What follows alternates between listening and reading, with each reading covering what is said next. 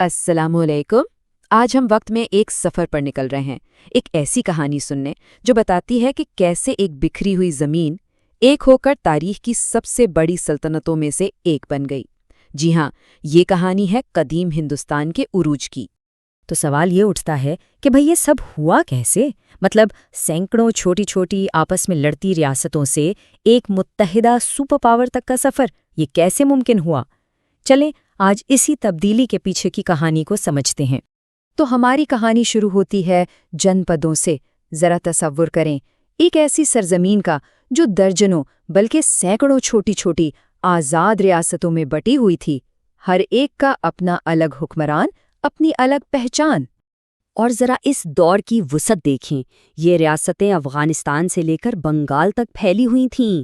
کچھ میں بادشاہت تھی تو کچھ میں آپ یقین کریں جمہوری نظام تھا، یعنی فیصلے کونسلیں کرتی تھیں، اور تو اور ہر ریاست کے اپنے سکے تھے۔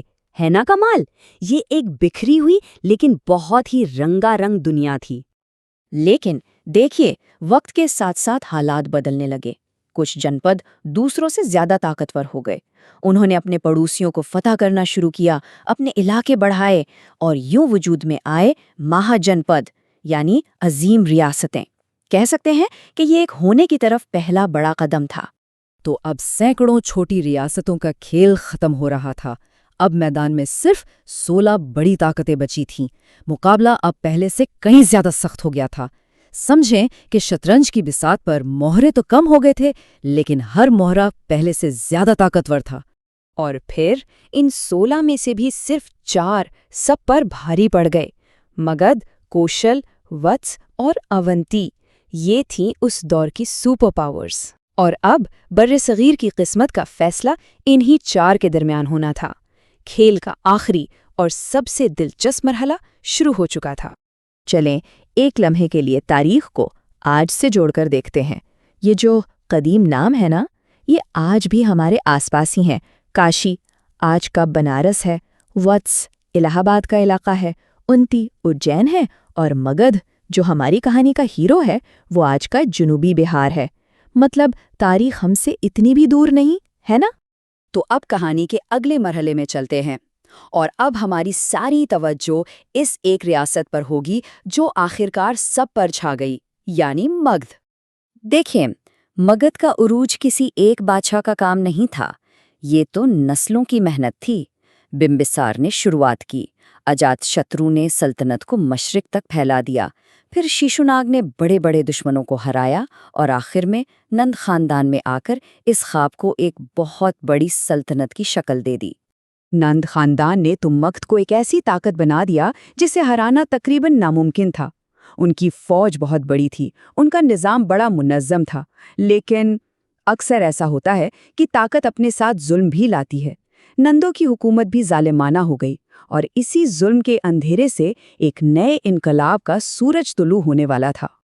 اور پھر آئی ایک ڈرامائی تبدیلی، ایک نیا خاندان اقتدار میں آیا جس نے ہندوستان کی تاریخ کو ہمیشہ ہمیشہ کے لیے بدل کر رکھ دیا۔ یہ وہ وقت تھا جب عالمی تاریخ اور مقامی سیاست آپس میں ٹکرائیں۔ ایک طرف سکندر اعظم ہندوستان پر حملہ کر کے واپس لوٹا، اور اس کے جانے سے شمال مغرب میں ایک خلا پیدا ہو گیا، اور ٹھیک اسی انتشار کے بیچ سے ایک نوجوان پرجوش لیڈر ابھرا، چندر گپت موریہ، جس نے اس موقع کا زبردست فائدہ اٹھایا اور ظالم نند بادشاہ کا تختہ الٹ دیا۔ چندر گپت کی کامیابیاں تو بس کمال کی تھیں۔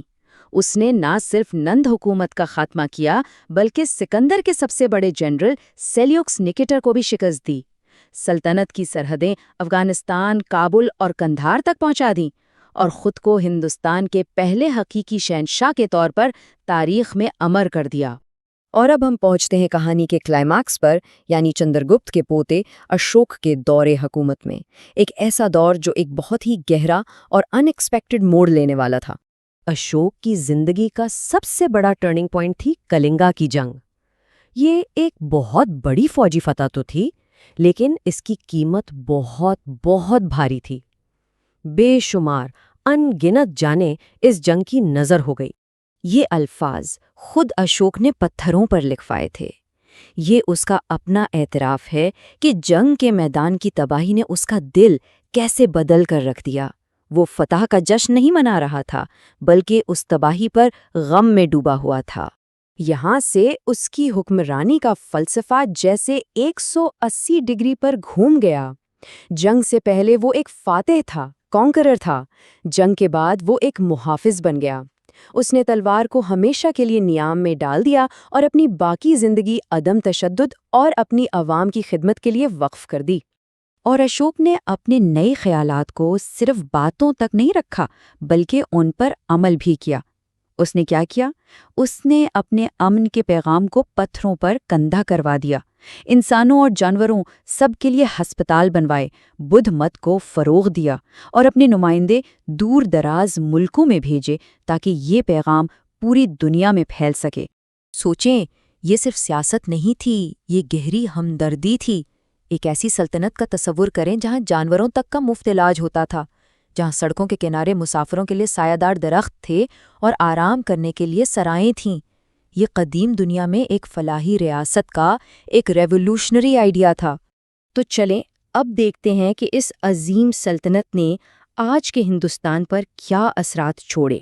موریہ سلطنت کی عظمت صرف اس کے بادشاہوں کی وجہ سے نہیں تھی بلکہ اس کے بہترین نظام کی وجہ سے بھی تھی۔ ان کا انتظامی ڈھانچہ اتنا زبردست تھا کہ آنے والی کئی صدیوں تک ہندوستان کی حکومتیں اس سے سیکھتی رہیں۔ یہ ایک ایسی میراث تھی جو جنگوں سے کہیں زیادہ دیر پا ثابت ہوئی۔ اور یہ ہے اس دور کی سب سے مشہور نشانی، سارناتھ کا لائن کیپٹل۔ یہ صرف پتھر کا ایک مجسمہ نہیں ہے، یہ اشوک کی سلطنت کی طاقت، اس کے انصاف اور اس کے فن کا ایک زندہ ثبوت ہے۔ اور یہ وہ مقام ہے جہاں تاریخ سیدھا ہمارے آج سے آ ملتی ہے۔ اشوک کی یہ 2300 سال پرانی میراث آج بھی زندہ ہے۔ یہی شعر آج حکومت ہند کی سرکاری مہر ہیں اور اسی ستون کا دھرم چکر ہمارے قومی پرچم کے بیچ میں ہے۔ ماضی آج بھی ہمارے حال میں دھڑک رہا ہے۔ تو آخر میں اشوک کے سفر سے نکلا ایک سوال ہم سب کے لیے ہے، کیا حقیقی طاقت تلوار سے ملتی ہے یا رحم دلی سے؟ ایک عظیم لیڈر فاتح ہوتا ہے یا محافظ؟